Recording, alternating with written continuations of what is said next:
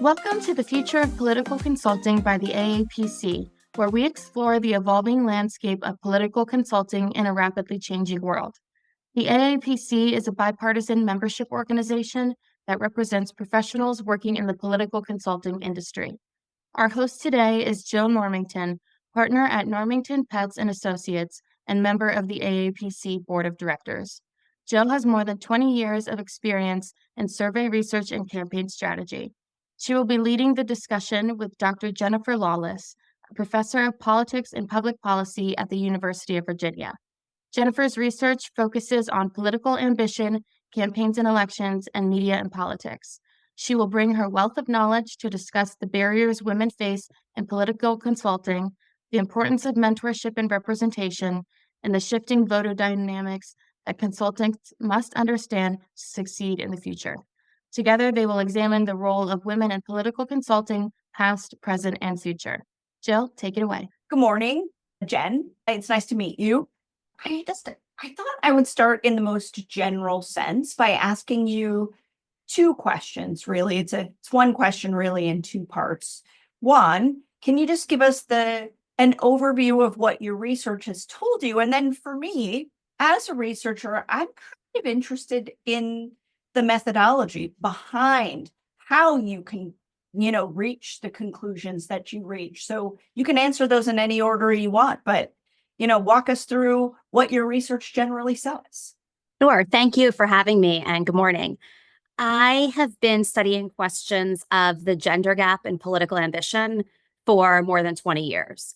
And basically, what Richard Fox and I have done is compile national samples of people that we consider potential candidates. So these are lawyers, business leaders, educators, and political activists.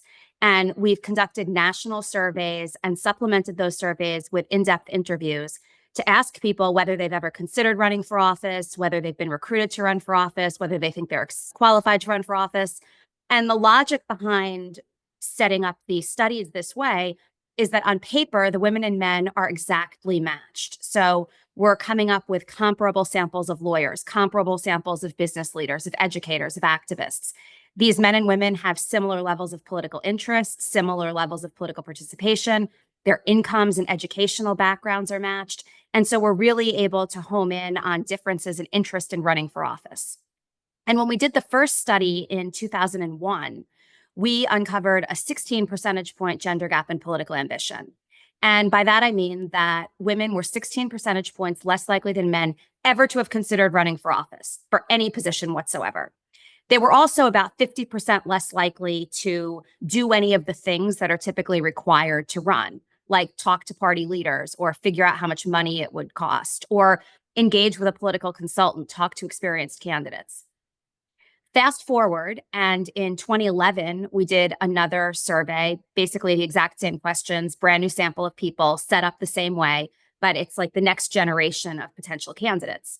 And during this 10-year lag, a lot of relevant political changes had happened. Women had become major players on the national stage. Hillary Clinton almost won the 2008 presidential nomination. Sarah Palin was a vice presidential candidate. Nancy Pelosi was elected Speaker of the House. We also had very high-profile women running political campaigns. And what we found was that the gender gap in ambition remained exactly the same size. And then fast forward to 2021 and 2022, we decided to do this once again. And here, really, we had undergone a sea change in politics. We saw the election of Hillary Clinton. She received the nomination. She received more votes than Donald Trump did, although she didn't win the presidency. She got higher than any woman had ever climbed. We saw the election of the first female vice president in Kamala Harris. Nancy Pelosi was Speaker of the House again. And the percentage of women in Congress had actually doubled from the time that we did our initial study. So we were confident that that gender gap in political ambition was going to close, and it remained exactly the same size. And what's really interesting is that across this 20-year period, when women run for office, and when women ran for office 20 years ago and even 30 years ago, they're just as likely as men to win their races. They even raise the same overall amounts of money, and their media coverage is looking increasingly similar. But there's this very, very tenacious, sticky, stubborn gender gap in political ambition, where even though we're seeing an uptick in the number of very high profile women running, the political system in general doesn't seem more inclusive to women than it did even 20 years ago. So that's basically how I spend all my time. And what does your research say is that barrier to get over that, whatever that first hurdle is? What does your research say about that? What is that barrier? So there are two big factors that have played a role, and these factors have played a role consistently over time. The first has to do with external forces and political recruitment. Women who exist in the same political circles as men, who are just as politically active, who are basically just as politically well connected, are not recruited to run for office at the same levels as men. And by recruited to run, I mean by party leaders, elected officials, or by political activists. But they're also less likely than men to receive the suggestion or the prodding to even consider a candidacy from their family members, colleagues, and friends. And so women aren't getting that external push. And as a result, they're less likely to think about it. If nobody suggests that you ever be an astronaut, chances are you're not going to even think about becoming an astronaut. The second reason is more internal, although it's related. And that's that even though these women and men on paper look exactly the same, they don't self-assess the same way.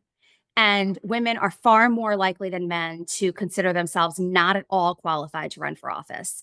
And men are almost 50% more likely than women to consider themselves very qualified to run. Even though when we ask about specific qualifications and specific things they do at work that could be politically relevant, like public speaking or raising money or organizing events, there are no gender differences. So it really is perceptual.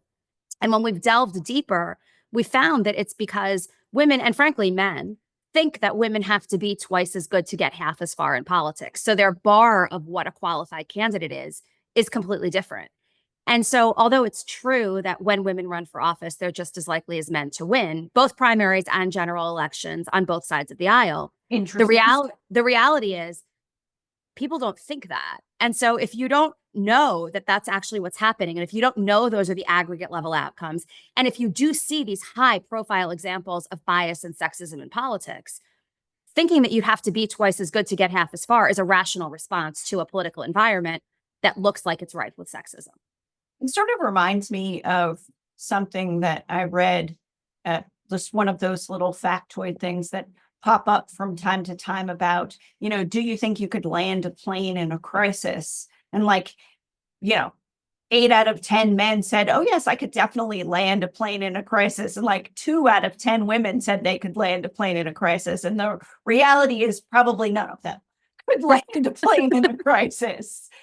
That's That exactly same sort of sense of just different levels of confidence are really what's barring people. I wonder if you think that the same thing is true. Have you done any research onto the other side of politics, the side that this organization represents, about women going into working on politics, working on campaigns, working on issue advocacy? Has your research covered any aspect of that, or is it focused solely on candidate work? So the bulk of our research focuses on potential candidates, but we have done studies, especially a study that we did about 10 years ago of high school and college students, where we asked them about their career aspirations and ambitions. And we asked them about the best ways they thought they could be effective in changing the world. Because what we found was that young people were really, really interested in making a positive change in their communities, their nation, and even globally. But they didn't think that electoral politics was the way to do it. They did think that working behind the scenes, either for candidates or particularly for issues, was a much more effective route, in part because they look at the political system, and again, in part because of our news environment, they only see the failures. They only see men behaving badly. They only see things not working out. It's not newsworthy to say that a bill that nobody really thinks much about, but that makes sure that, X functions this way, got passed today. That's just not something that garners much coverage. So it seems like, at least for this next generation, there is this interest by women and men alike to work for other candidates, to work as political consultants, to understand the way the political system operates, to figure out the best ways to win, whether it be a political campaign for a candidate or for an issue. And that represents a change because 20 years ago, the overwhelming majority of people that were working as political consultants, and certainly those who were climbing the political career ladder, were men. So we are Aware. seeing so we are seeing improvement on that front. But frankly, I think the political environment broadly construed is a tough sell in general right now, and especially to women. Sure.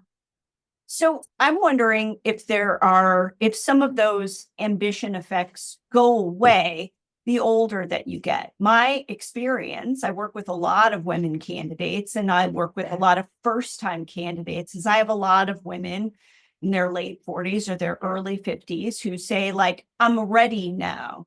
My kids are grown now. They don't need me as much now. So it's a phase of life issue for so many women who are a little bit older, who feel like part of their responsibility is just in a different place now. Do you see any of those changes go away once we start getting to, midlife?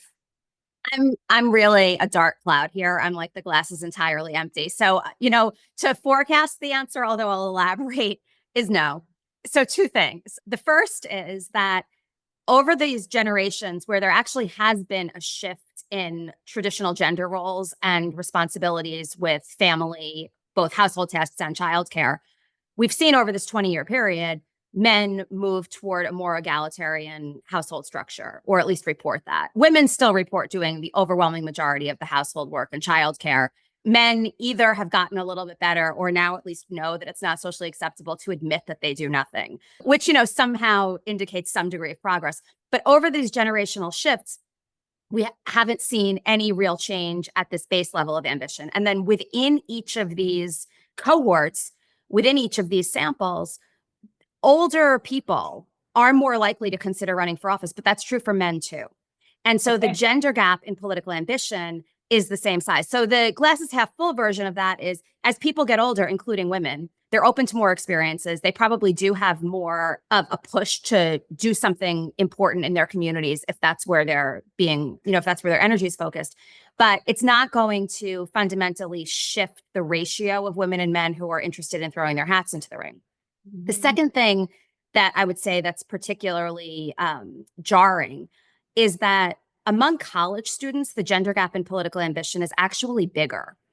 And so it's about 20 percentage points among people who are in college. Now, that 20 versus the 16 isn't an incredibly dramatic difference, but it's certainly not the direction we'd want to be going in. And if at a point in your life when you actually don't have family responsibilities, you don't have a situation where you haven't figured out how to reconcile a job and home life and your friends and your hobbies, everything seems like it's open to you. If at that point in time, which is in a lot of ways the easiest time to at least be open to something, women are systematically less likely than men to say that politics is at least on their radar screen, I think we have a lot of work to do. So how do you reconcile the big increase that we see in real life with there are more women office holders, both at the local level and at the national level than we've ever seen before? How do we reconcile the data that tells us, the ambition gap hasn't changed between women and men and the reality of there being more women in the political space than there easily were 20 years ago? Right. That's a question that I get a lot because I share these data and people say, have you not looked out the window? Like, what are you talking about? This is not the way the world works anymore. We see Liz Cheney, we see Lauren Boebert, Marjorie Taylor Greene, Kamala Harris, Elise Stefanik. There are so many high profile women. Right. Two reasons. The first is that we have 435 members of the House and 100 members of the Senate and a vice president and a president. So there are 537 federal elected officials in this country. If we wanted, as a nation, to have 100% of them be women, we could strategically recruit and do a pretty good job identifying women who could win of both parties in every single district. We have 500,000 elected offices in this country, Right. More even. And we have hundreds of millions of people. So it's possible. It's just a simple math issue, right? It's possible to, at the highest levels of politics and even in localities, do a much better job recruiting in targeted ways, handfuls of women, and a shift in 10 or 20 of them in any given one election cycle looks like a sea change in our overall numbers when it comes to representation. But that means that we can do that with relatively minimal effort and not fundamentally change the underlying dynamics that still make politics not that appealing to women more broadly. So I think what the research is indicating, and this is not something we expected 20 years ago. 20 years ago, we expected a complete relationship. If we had more women elected, those effects would trickle down and we'd have more women run. What the newer data are showing us is that there really is a difference between representation and electing women and political ambition. So as long as there are some politically ambitious women out there and their ambitions are targeted and channeled, we can really close the gap when it comes to numeric representation. But that doesn't mean that we can close the ambition gap. The second thing is, I'm sorry, go ahead. Go ahead. Finish. The second thing is that it's possible that and it's hard to measure this, but as we've seen more and more women succeed in politics, we've also seen more and more cases of high profile gender bias and discrimination and episodes of this, not where it necessarily keeps a woman from winning an election, but people see how women are treated. People see how women in politics are often held to different standards. And there's sort of an irony there in that the more women we elect, the more examples of this we see. So there's sort of this representation paradox, and that might be playing a role too, or at least offsetting some of the positive symbolic effects of electing more women. Leaving the gender gap aside for a second, how many people in general are politically ambitious? Like, what is that number of people who are just interested in running in the first place? If you just ask a general national population of Americans, the numbers are generally about 8 to 10%. Okay. So that's pretty low. We didn't feel comfortable drawing conclusions based on a national sample because the overwhelming majority of people never even think about it. And I should note too that our question is, have you ever considered running for any office? It can even be a fleeting thought, right? So this is a very low bar for ambition. That is a low bar. And still you're only getting 8 to 10%. So what we've done in our studies is focus on these potential candidates who are working in the 4 professions that are most likely to lead to political careers. And there, overall, about 50% of people have considered it. Yeah, What's so you've got 4 major professions? So law, business, education, and politics. So they're broad professions. We, for the 2021-2022 sample, expanded the sample beyond that. We also included several thousand people who work full-time and have college degrees, but don't work in those 4 professions, because we are seeing a push toward, more diversity in terms of where people are coming from. And there, the overall baseline number of people who had considered it is lower. It's about 35%. But still, that means that people who are pretty well situated, these are the backgrounds that state legislators and members of Congress tend to have at least thought about it. Now, when it comes to whether they've actually done it, those numbers are much smaller. Only about 10% of the people in our sample have ever done it. And that includes running for like a local party position. So we're not talking about 10% of people in our sample who ran for state legislature or mayor or Congress, but they at least did put themselves forward. Interesting. So let's think about this in ways that how we change some of these things. A lot of us, hopefully, who are listening to this, part of our job is to go out there and find people. What do we do as consultants to change some of these dynamics? One thing is to continue doing everything that you're doing, because I think that the reason women win at the same rates as men is because of the people who are working on their campaigns and helping them navigate a political environment that does seem tricky and that traditionally hasn't been welcoming to women. And so the fact that women win at the same rates as men, despite sexism, despite discrimination, despite perceptions of these challenges, is a testament to all of the political consultants out there who are helping women figure out the best ways to raise money, the best messages that they can promote, who are identifying the best candidates. So I don't think we need a sea change in terms of anything that's currently being done. That's part of the reason that we're seeing success at the end stage of the process. At the earlier stages of the process, encouraging women to run and really meaning it, I think, is the biggest challenge. So we've interviewed hundreds of women and men in addition to doing these quantitative surveys. And a pattern that comes up over and over again and came up just as frequently in the summer of 2023 when we did our latest round of interviews as it had in 2003 is that women who have actually been encouraged and recruited to run don't believe it. So we had meetings, we had interviews. I interviewed this woman who said that she had never been recruited to run. She didn't think she was qualified. And over the course of our interview, she mentioned that she had recently had a meeting with the mayor and he suggested that she run for city council. And so I was just like, what are you talking about? You just said that nobody ever suggested that you run for office. And she said, oh, I don't really think he was serious about it. And so part of it is conveying this sense that, no, we mean it. And by the way, we've interviewed men who have told recruitment stories, like literally being recruited by a bartender at an airport, right? So the bar there is much, much different as well. So I think encouraging women, and when they look at you with a raised eyebrow or they sort of in a self-deprecating way dismiss themselves, continuing to follow up, right? Like no in this case doesn't really mean no. I think a lot of the time it means, oh my gosh, this has never even occurred to me. Tell me more. But I'm not sure that women are articulating it that way. So the extent to which political leaders and political consultants can make that push matters. The other thing that I would say is, although there are these high profile episodes of bias, and when people look at how Hillary Clinton or Kamala Harris is treated, there are a million reasons to decide not to throw your hat into the ring. I think it's really important too to convey to women that that's not what a typical run for school board looks like. You know, people are not rifling through your trash. You're not on national television. You're not having to give a speech in front of 50,000 people. You don't need to do nationally televised debates. And people conflate all levels of office. And I think they assess whether they'd be qualified through this national lens, through which basically no one is qualified to run.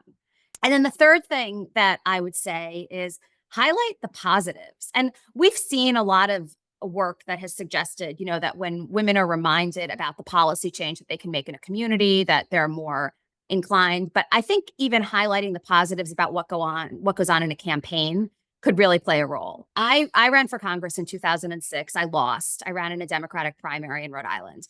And to this day, that campaign was the most meaningful experience of my life. And meeting people and hearing about the struggles that they're enduring or the successes that they've been able to achieve because of a government program or because of an elected official or because of the political system is something that sticks with you forever. And I don't think that we do a sufficient job conveying that more broadly. People's attitudes toward campaigns are incredibly negative. More than half of the people that we've surveyed and interviewed, men and women alike, have said that various aspects of a campaign would serve as deterrents to actually running for office. And so highlighting the good that can come of it, regardless of the outcome, I think is an attractive way to begin thinking about getting more people involved. So if I'm going to boil that down into the three things, we want to, recruit more women into running for public office. One of them is to be persistent, right? Say it, in fact, yes, we do mean it. I do want you to run. That's number one. Number three is you have to remind people of why, the loftier side of what politics is about, the ability to affect the kind of change that you'd like to see, whether it's in your local community or nationally. And what's the middle one? Say the middle one for me again. It's not like running for president. It's right. To make it a little bit more realistic, it doesn't really look like what you think it looks like. I think every time I see a political campaign on television, I always, laugh out loud. One time in Parenthood, I think this woman was running for local city council and they went to her campaign office and there were like 18 people working in her campaign office. And I was like, nope. I know that episode. That is not what a city council race looks like. There are not 18 people working for you. You don't have a team of people around you. It's like you and three of your friends printing out walk lists. And even frankly, running for Congress, I mean, this was a real campaign, raised hundreds of thousands of dollars. There were televised debates. But I remember being so worried about not being a policy expert on every single issue. And I studied and I learned, and I was going to be the smartest candidate that anybody ever met, which, by the way, is not a candidate anybody wants to meet. But putting that aside, during the debates, which were the 2 times that we had the most nuanced discussion of policy, I never had to speak about any one issue, literally for more than 45 seconds.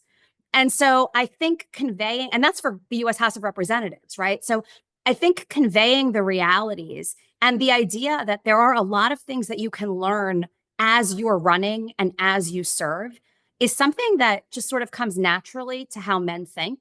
And it's not the way that women do. And what's particularly interesting to me is that the women and men we've studied have already demonstrated high levels of success in traditionally male environments. They've already demonstrated that they are very ambitious. They've already demonstrated that they know how to navigate these tricky waters, yet they think of politics as so much worse. And so that is the challenge. How do we make politics seem not worse than corporate America, not worse than the legal field, not worse than higher education when it comes to these kinds of dynamics?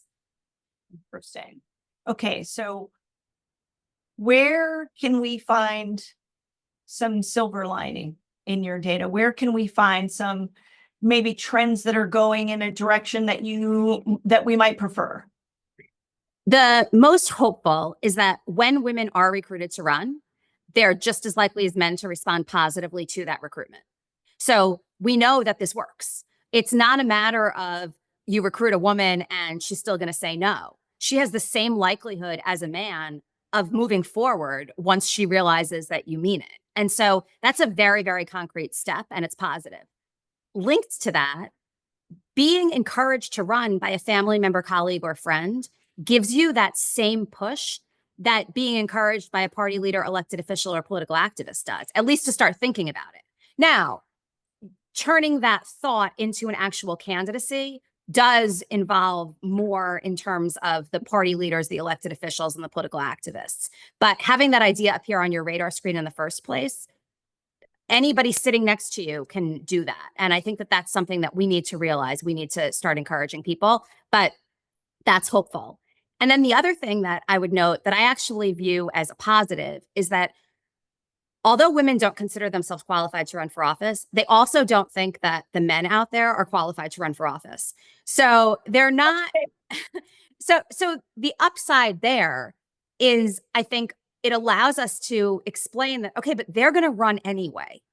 So, like at this point, if their reality is so different from our reality, what are we going to do about it? And if they're still putting themselves out there, and if women still think that those men are not qualified, that might actually help them realize that they might not be qualified, but they've been very successful. Maybe there's a way forward. So, although the gender gaps that we've uncovered on all of these measures are pretty jaw-dropping, the good news is that when we close all of them, we know that that women are just as likely to win. So I really think that doing whatever we can to promote the idea more to women is the way to go. And the example I always give is, when young women weren't involved or weren't interested in science, there was a national outcry and STEM became a thing, both domestically and globally. We don't have that for politics because politics is not viewed as a noble profession the way that science is. The irony, of course, is that electoral politics is a way where you get stuff done and you set policy. And although there are a lot of upsides to working behind the scenes, if you're not working behind the scenes to elect somebody, or if you're not one of the people getting elected, you're really deferring those kinds of decisions to other people. And so, politics should be seen as a noble profession. And if we can't encourage more women to get into it, then I worry that we're just going to have more stunted student body presidents running the world. As I said previously, I do a lot of work with women candidates, particularly first-time women candidates. And that what you described, for your debate prep and wanting to be really prepared is a very common occurrence.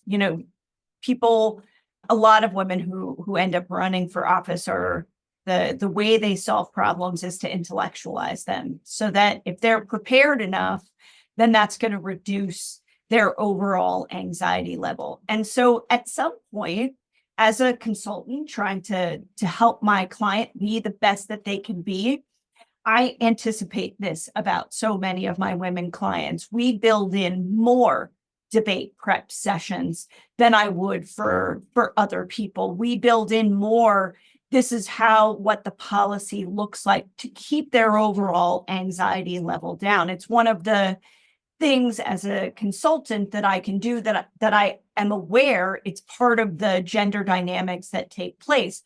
Are there other pieces of gender dynamics that we should, as consultants, keep in mind, not necessarily about recruitment, but about overall management? Are there other pieces like, giving into the idea that they need more prep sessions to feel good about themselves? Are there other things we should be thinking about as consultants? I mean, it seems to me that the two big misperceptions out there, and I think that this is true for female candidates too, is the idea that it's much more difficult for women to raise money than men. And we know that at the end of the day, when you look at the campaign receipt totals, they're the same. Now, the sources might be a little bit different. It might be that it takes more phone calls to get that maximum contribution for a woman than a man, although I haven't seen systematic data on that.